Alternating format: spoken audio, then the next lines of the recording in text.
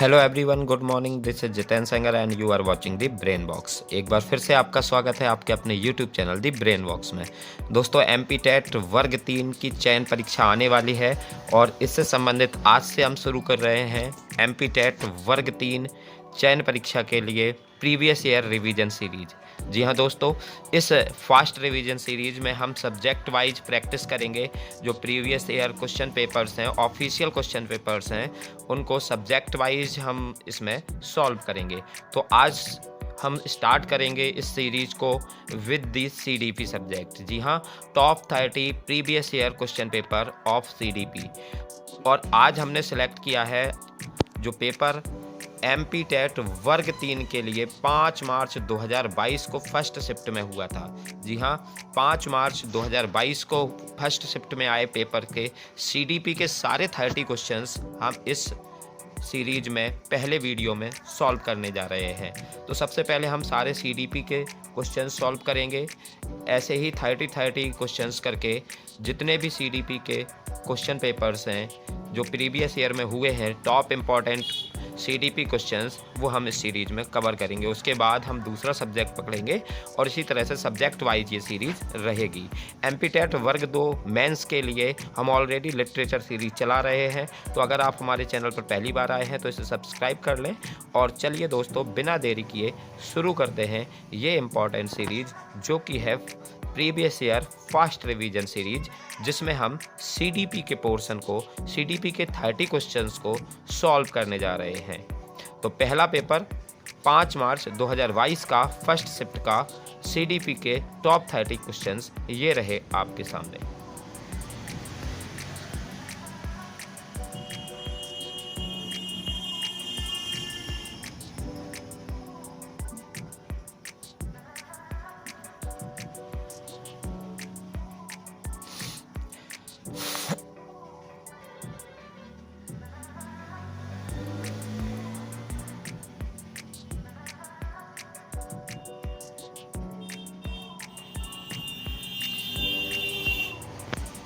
हाँ तो दोस्तों, जैसा कि आपको पता है कि आपके सीडीपी के जो क्वेश्चंस हैं, तो दोस्तों जैसा कि आपको पता है कि आपके जो सीडीपी के क्वेश्चंस हैं वो 121 से 150 तक हैं।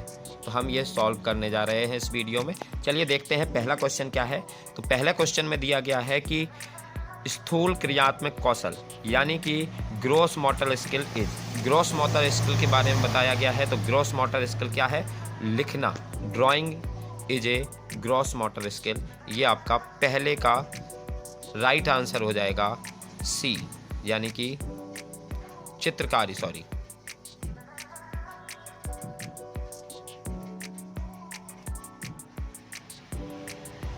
तो दोस्तों जैसा कि आपको पता है कि 121 से 150 तक आपके सीडीपी के क्वेश्चंस हैं। तो हम ये सारे 30 क्वेश्चंस अभी सॉल्व करेंगे बहुत ही क्विक टाइम में, बिना किसी डिटेल्स के। हम रिवीजन करेंगे प्रीवियस ईयर क्वेश्चन पेपर में ये आए हुए टॉप 30 सीडीपी के क्वेश्चंस का। तो पहला क्वेश्चन है आपका स्थूल क्रियात्मक कौशल यानी ग्रॉस मोटर स्किल के बारे में पूछा गया है। फाइन मोटर स्किल और ग्रॉस मोटर स्किल, दो तरह की स्किल्स बताई गई हैं, जिसमें ग्रॉस मोटर स्किल यहाँ पर क्या होगा? तो राइट आंसर हो जाएगा ऑप्शन नंबर सी, यानी कि चलना। जी हाँ, चलना आपका एक ग्रॉस मोटर स्किल है, जबकि लिखना, चित्रकारी, ये सारे आपके fine motor skills. Fine motor skill और ग्रॉस मोटर स्किल में क्या अंतर है? जिनमें हम अपने सूक्ष्म अंगों का प्रयोग करते हैं वो फाइन मोटर स्किल के अंतर्गत आते हैं, और जिनमें हम अपने बड़े अंगों का प्रयोग करते हैं, जैसे कि चलने के लिए हम पैर का प्रयोग करते हैं, वो ग्रॉस मोटर स्किल के अंतर्गत आते हैं। तो इसका राइट आंसर हो जाएगा option number C. Option number C इसका राइट आंसर हो जाएगा। अगले क्वेश्चन पर चलते हैं दोस्तों। 122 में पूछा गया है विकास की निम्न क्रम पाया जाता है। विकास कैसे होता है? सिर से पैर की तरफ होता है, धड़ से कमर की तरफ होता है, कमर से पाँव की तरफ होता है, या पाँव से सिर की तरफ। तो राइट आंसर हो जाएगा ऑप्शन नंबर ए, यानी कि सिर से पाँव की तरफ। फ्रॉम हेड टू लेग, यानी कि हेड से लेग की ओर होता है। तो ऑप्शन नंबर ए इसका राइट आंसर हो जाएगा। नेक्स्ट देखते हैं 123 में है विकास के निर्धारक तत्व। तो विकास के निर्धारक तत्व क्या है? तो ऑप्शन नंबर डी इसका राइट आंसर हो जाएगा। परिपक्वता एवं सीखना, ये विकास के अंतर्गत आता है। नेक्स्ट क्वेश्चन देखते हैं 124 में पूछा गया है दौड़ना एवं चलना निम्नलिखित में से किससे संबंधित है। तो दौड़ना और चलना किससे संबंधित हो जाएगा, ये आपका हो जाएगा मोटर डेवलपमेंट ऑफ लेग, क्योंकि पैरों से ही तो हम दौड़ते या चलते हैं। तो ऑप्शन नंबर ए इसका राइट आंसर हो जाएगा। नेक्स्ट क्वेश्चन देखते हैं वृद्धि और विकास एक दूसरे से क्या है, एक दूसरे से विपरीत है, समान है या अर्ध संबंधित हैं या फिर अलग अलग हैं। तो राइट आंसर हो जाएगा अंतर संबंधित का मतलब है इंटर रिलेटेड है, एक दूसरे से इंटर रिलेटेड है। वृद्धि और विकास एक दूसरे के पूरक हैं, एक दूसरे से इंटर कनेक्टेड हैं और एक दूसरे पर निर्भर भी करते हैं। 126 में देख लीजिए क्या कहा गया है। 126 में भ्रूण किसकी सहायता से माँ के शरीर से जुड़ा रहता है, नाभि नाल की सहायता से, अपरा की सहायता से, रक्त कोशिकाएं की सहायता से या रक्त धमनी की। तो राइट आंसर हो जाएगा ऑप्शन नंबर बी, यानी कि जब भी बच्चा अलग होता है तो वो अपरा के द्वारा यानी कि प्लेसेंटा के द्वारा माँ की नाभ से जुड़ा होता है, माँ के शरीर से जुड़ा होता है। नेक्स्ट देखते हैं 127 मस्तिष्क का 75% विकास किस आयु तक होता है। आपको आयु बतानी है कि कब तक ब्रेन डेवलप्ड हो जाता है। 75% ब्रेन का डेवलपमेंट किस एज तक कंप्लीट हो जाता है। तो राइट आंसर है इसका ऑप्शन नंबर बी, यानी कि आपका 5 ईयर्स का राइट आंसर हो जाएगा ऑप्शन नंबर बी। 5 वर्ष तक बच्चे जो हैं वो अपने ब्रेन का लगभग 75% डेवलप कर लेते हैं। नेक्स्ट क्वेश्चन देखते हैं 128 में कहा गया है चम्मच पकड़ने की क्रिया बालक सीखता है। बालक कब सीखता है, आंख एवं हाथ के समन्वय से सीखता है कि सामाजिक विकास से सीखता है कि शारीरिक विकास से या मांसपेशी विकास से। तो चम्मच कब पकड़ेगा, जब उसका आई और हैंड कोऑर्डिनेशन सही होगा, जब वो देखेगा और कैसे पकड़ रहा है, जब दोनों का कोऑर्डिनेशन होगा तभी तो पकड़ेगा। तो ऑप्शन नंबर ए इसका राइट आंसर हो जाएगा। नेक्स्ट देखते हैं विकास की गति एक व्यक्ति से दूसरे व्यक्ति में भिन्न होती है परंतु प्रतिरूप का डॉट करते हैं, यानी कि एक निश्चित क्रम का अनुक्रम का फॉलो करते हैं, यानी ऑप्शन नंबर सी राइट हो जाएगा। यानी विकास का क्रम सेम होगा, गति अलग अलग होगी, किसी में जल्दी डेवलपमेंट होगा, किसी में देर में डेवलपमेंट होगा। वो डिपेंड करता है एनवायरनमेंट और हायरार्की फैक्टर्स पे। 130 क्वेश्चन नंबर देखते हैं सीखने के लिए किसने स्वतंत्रता एवं निरंतर को आवश्यक है। सीखने के लिए किसने स्वतंत्रता एवं निरंतरता को आवश्यक है। तो किसने माना है कि जो कंटिन्यूअसली है वो आवश्यक है, स्किनर ने, फ्रॉवेल ने, चॉम्स्की ने या पियाजे ने। तो ये माना है फ्रॉवेल ने। ऑप्शन नंबर बी इसका राइट आंसर हो जाएगा। नेक्स्ट देख लेते हैं दोस्तों। नेक्स्ट क्वेश्चन है भाषा अर्जन का सिद्धांत किसने दिया है। बहुत ही सिंपल क्वेश्चन है। भाषा अर्जन और अधिगम दो प्रकार से भाषाओं को सीखता है बच्चा। तो अर्जन जो होता है वो एक्वायर होता है, एक्विजिशन, लैंग्वेज एक्विजिशन किसने कहा है। तो जाहिर सी बात है नॉम चॉम्स्की चचा ने कहा है। लैंग्वेज एक्विजिशन डिवाइस एलईडी की बात की है। तो ऑप्शन नंबर ए इसका राइट आंसर हो जाएगा कि बच्चे के अंदर एक एलईडी होता है, लैंग्वेज एक्विजिशन डिवाइस होता है, और जैसे जैसे उम्र बढ़ती है वो डिवाइस काम करना बंद कर देती है, धीरे धीरे कमज़ोर हो जाती है। इसी कारण से बच्चे कम उम्र के जो होते हैं वो जल्दी लैंग्वेज को एक्वायर करते हैं, जल्दी सीखते हैं। तो कोई भी नई भाषा अगर बच्चा सीख रहा है तो उसे कम उम्र में, जब वो छोटा है उस उम्र में सिखाएं तो ज़्यादा जल्दी सीख पाता है। नेक्स्ट देखते हैं बबलाना आयु में प्रारंभ होता है। कौन सी आयु में बबलिंग एक स्टेज है बोलने की, सबसे पहले शुरुआत में ही होती है। तो कब होता है, तो ये 2 महीने में बच्चे बबलाना शुरू करते हैं, ऐसे तरह से जो कुछ शब्द हैं वो निकालना शुरू कर देते हैं। तो ऑप्शन नंबर इसका राइट आंसर हो जाएगा।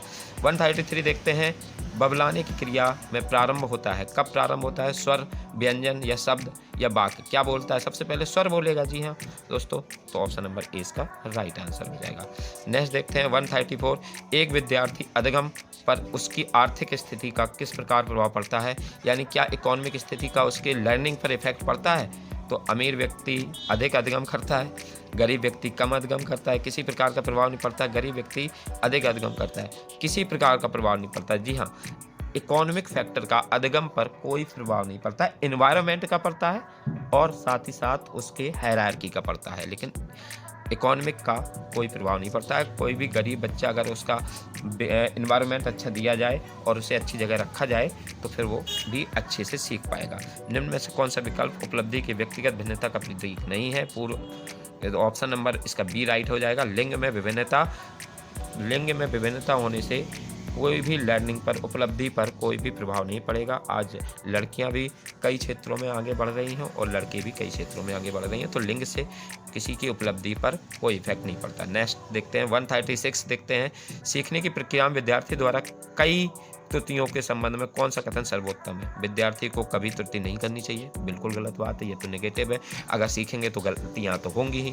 त्रुटियाँ अधिगम प्रक्रिया का भाग है, बिल्कुल सही बात है। ऑप्शन नंबर बी ही राइट हो जाएगा कि अगर आप कुछ चीज़ सीख रहे हैं तो हो सकता है आपसे मिस्टेक्स भी हो, तो mistakes are the part of learning या लर्निंग प्रोसेस का एक हिस्सा है। गलतियाँ कहा भी गया है कि जिसने गलती नहीं की उसने कुछ सीखा ही नहीं है, यानी कि आप गलती कब नहीं करेंगे? जब आप सीखने के लिए कोशिश ही नहीं करेंगे।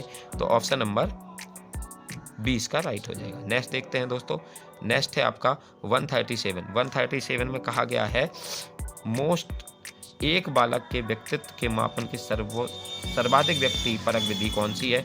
तो सर्वाधिक व्यक्ति परक विधि है प्रश्नावली विधि। ऑप्शन नंबर सी इसका राइट हो जाएगा। नेक्स्ट देखते हैं दोस्तों 138 निम्न में से व्यक्तित्व मापन की प्रक्षेपी विधि कौन सी है? प्रक्षेपी विधि के बारे में ये व्यक्तित्व मापन की विधियां हैं। ऑप्शन नंबर डी यानी प्रासंगिक अंतर्बोध परीक्षण। ऑप्शन नंबर डी इसका राइट आंसर हो जाएगा।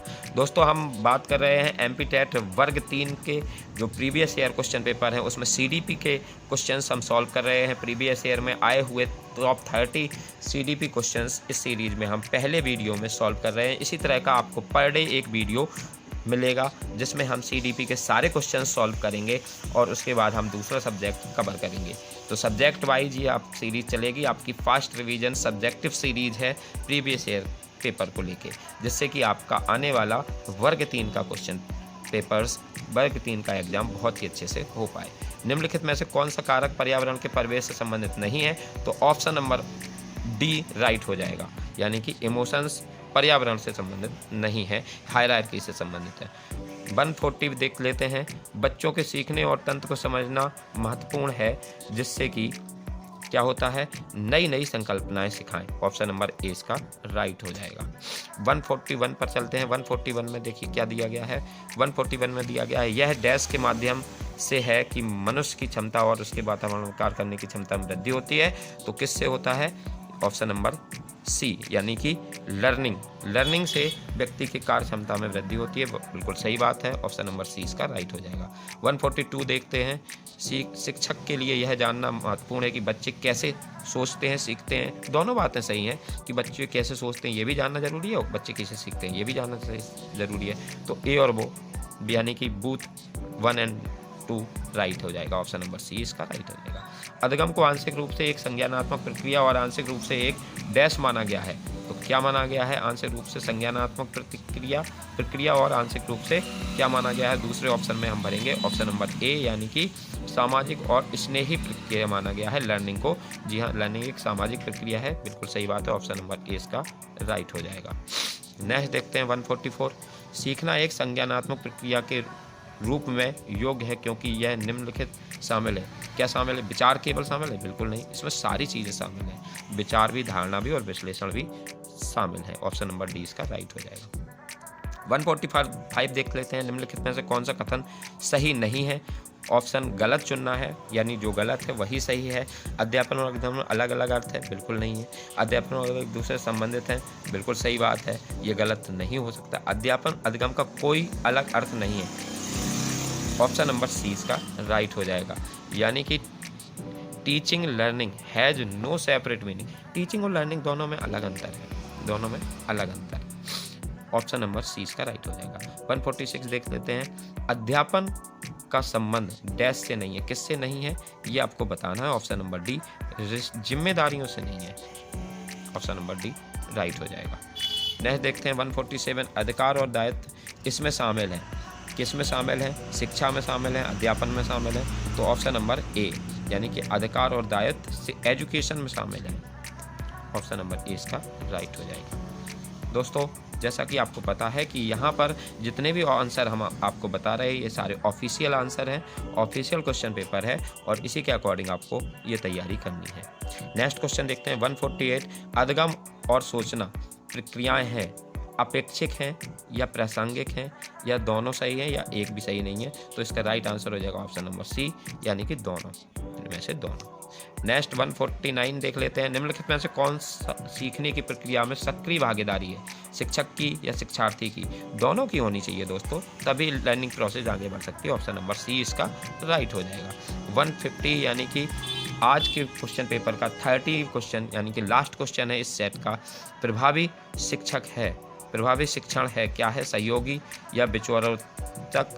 ऑप्शन नंबर सी इसका राइट हो जाएगा, यानी कि या तो सहयोगी भी होना चाहिए और विचार को आगे बढ़ाने वाला भी होना चाहिए। ऑप्शन नंबर सी इसका राइट हो जाएगा। तो CDP के हमने 30 क्वेश्चन यहाँ पे सॉल्व कर लिए हैं दोस्तों। आज के इस सेट में हम यहीं तक रखेंगे। अगर इस पर अच्छा रिस्पॉन्स आता है तो हम इस सीरीज़ को आगे कंटिन्यू करेंगे। तो ज़रूर इस वीडियो को ज़्यादा से ज़्यादा लोगों तक पहुँचाएँ, साथ ही साथ इस वीडियो को पूरा देखें। अगर हमारे चैनल पर पहली बार आए हैं तो इसे सब्सक्राइब ज़रूर करेंगे और इसी तरह के इंपॉर्टेंट वीडियो के साथ जल्द ही मिलते हैं। तब तक अपना ख्याल रखिए। Have a nice day. MP TET वर्ग 3 इस प्रीवियस ईयर सब्जेक्टिव सीरीज में आपके लिए इसी तरह का एक वीडियो पर डे मिलेगा। इसी वचन के साथ आज के वीडियो में यहीं तक मिलते हैं, अगले वीडियो में जल्द ही। तब तक अपना ख्याल रखिए। Thank you. Have a nice day.